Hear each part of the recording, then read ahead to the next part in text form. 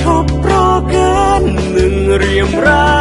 ដែលបានធ្វើបាបចិត្តជីវ៉ាធ្វើឲ្យកននិថាក្រំជើនដាសំទុំនៅថ្លៃដែលធ្វើឲ្យអូនចាចែ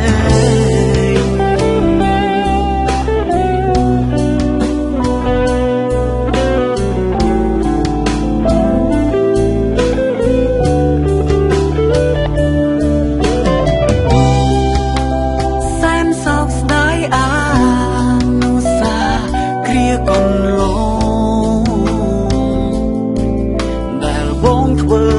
ឲ្យអូនយំទឹកភ្នែកមុំស្រង់មកទាំងគ្មានដងឡៃអ្វីគឺព្រោះតែបងតើអូនមានដឹងទេថា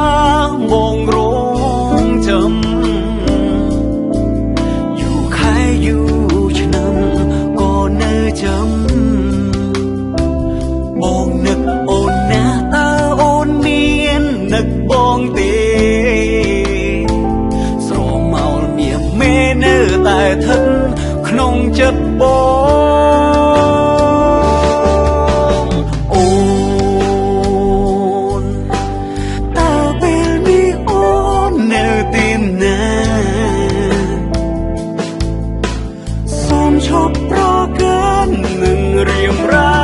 ដែលបានធ្វើបាបចិត្តជីវ៉ាធ្វើឲ្យកននិថាក្រំជើនដាសំទុំនៅថ្លៃដែលធ្វើឲ្យអូនចាចែ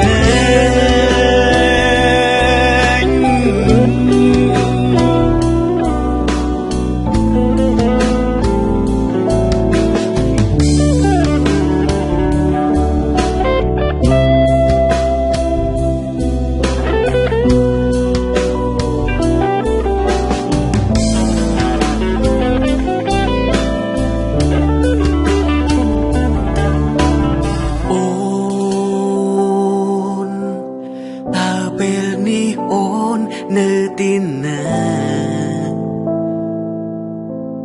សូមឈប់ប្រកាន់នឹងរៀមរាដែលបានធ្វើបាបចិត្តជីវ៉ាធ្វើឲ្យកននិថាក្រំចិនដាសុំតុងណាថ្លៃដែលធ្វើឲ្យអូនចាចែងសុំទោសដែលធ្វើឲ្យអូនចាចែង